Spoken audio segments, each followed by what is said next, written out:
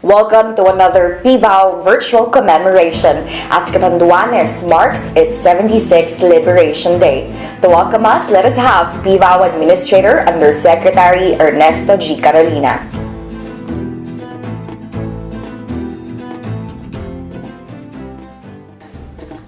Magandang araw sa ating lahat. Today, Catanduanes marks its 76th year of being liberated from the Japanese forces during the Second World War. The liberation of Catanduanes is one of the finest moments of our forebears during the war, as it was one of the battles won single-handedly by our Filipino guerrillas. With only few Japanese forces based on the island, the responsibility to defend and liberate the Filipino people was left solely to their homegrown guerrillas. The Catanduanes Liberation Forces, organized by Colonel Salvador Rodolfo, spearheaded the resistance movement in Catanduanes. The five-day battle commenced on February 2, 1945. A day after the attack began, the guerrillas set fire to the Japanese garrison by rolling bales of abaca fiber up to its walls and setting them ablaze. By the morning of February 8, 1945, the guerrillas gained full control of the Japanese stronghold. Colonel Rodolfo finally declared the independence of Catanduanes in what is now the municipal building and the Virac Parish Church area. Relying only on one another, their persistence and their yearning to free their island led to the ultimate defeat of the enemy. The legacy of valor and love for country that our Catanduanes freedom fighters have left will permanently be embedded in our history. And as the present generation, it is now our moral duty to keep that legacy alive and to pass it down to the generations to come. Mabuhay Catanduanes, mabuhay ang mga veterano. Thank you very much, Yusek Carolina, for your message. Once again, here with us is the Executive Director of the National Historical Commission of the Philippines, Restituto L. Aguilar, to recount the heroic tales of how Catanduanes veterans single-handedly liberated their island. It will be followed by an audiovisual presentation prepared by PVAO Public Affairs.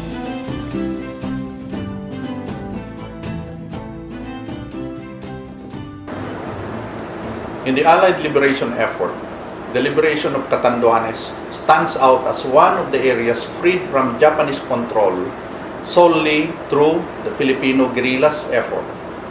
Unlike other areas in the country, Japanese presence in the island province was small. Thus, the U.S. Army left the defense and the eventual liberation of the island to the Catanduanes Liberation Forces. It is also known as the Liberators Battalion under the Bicol Brigade. Colonel Salvador Rodolfo served as the overall commanding officer of the unit.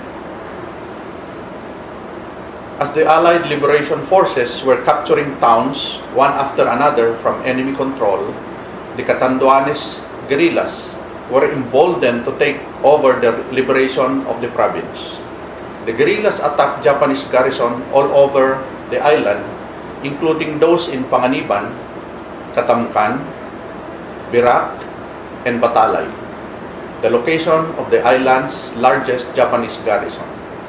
The Batalay Navy garrison contained a radio installation which was later on destroyed by the guerrillas following the orders from the U.S. 6th Army. The most crucial battle for the liberators was the struggle against the Japanese army in Virac, as it was the province capital. Commencing on February 2, 1945, the Catanduanes fighters launched the offensive strikes against the Japanese in the capital garrison. the fight against the enemy lasted for 5 days, and it was only on February 8 when Colonel Rodolfo finally declared the liberation of Catanduanes. When a patrol from the 158th Regimental Combat Team of the U.S. Army landed on the island on April 20, 1945, the island was already rid of Japanese forces 2 months earlier.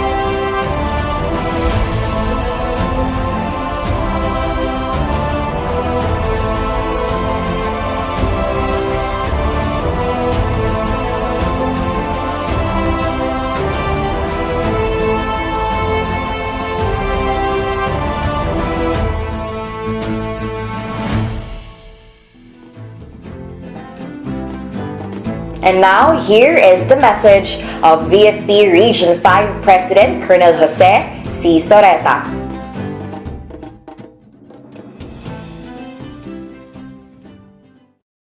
"76 years ago, we were liberated from the Japanese imperial forces. We proudly raised our flag and declared Catanduanes free and independent again. A glorious day it was, 76 years ago.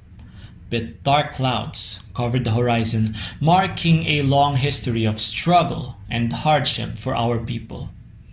Independence was ours, and dearly did we pay. Today we have among us our veterans. They are the living symbols of the liberties we enjoy today. They are the living legacies of the courage and bravery of the Filipino people. They are the living reminder of what is noble and right in fighting for our most sacred and hallowed values. As the one representing and speaking on behalf of our veterans, I am honored by the privilege of celebrating this sacred day together with them. Our fight continues, inspired by the dedication and determination of our veterans. We must now face the threats to our future. We must protect and defend our democracy. We must not shy away from new ideas or thoughts, and we must allow each one their chance to speak. We must defeat intolerance of others and decry any resort to illegitimate force. Just as importantly, we must become independent from want. We must free ourselves from poverty and despair. It will not be an easy fight. Government is our best friend and our worst enemy in this battle. We look to government to provide basic services, to maintain the peace, and to deliver justice.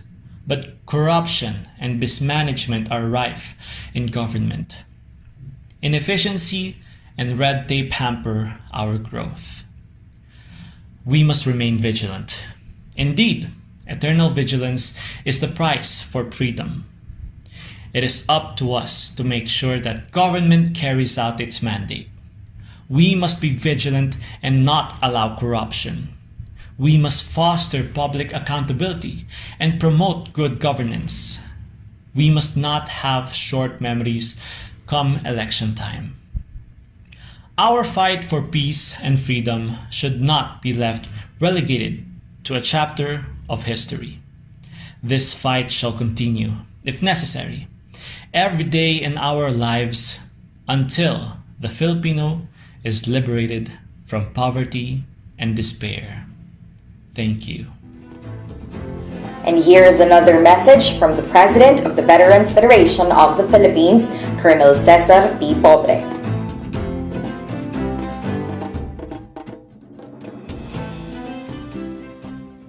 Greetings and congratulations from the Veterans Federation of the Philippines on the occasion of the liberation of the province of Catanduanes from Japanese occupation in World War II.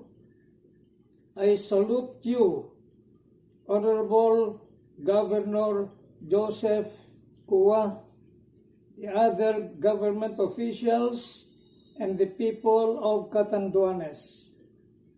For despite the raging COVID pandemic and your preoccupation of recovering from the severe damage caused by the strong storms which happened only recently, you have taken time to remember and pay homage to the heroes, the patriots, the freedom fighters, and the selfless civilians whose untold sacrifices made possible the redemption of the freedom of our country and our people.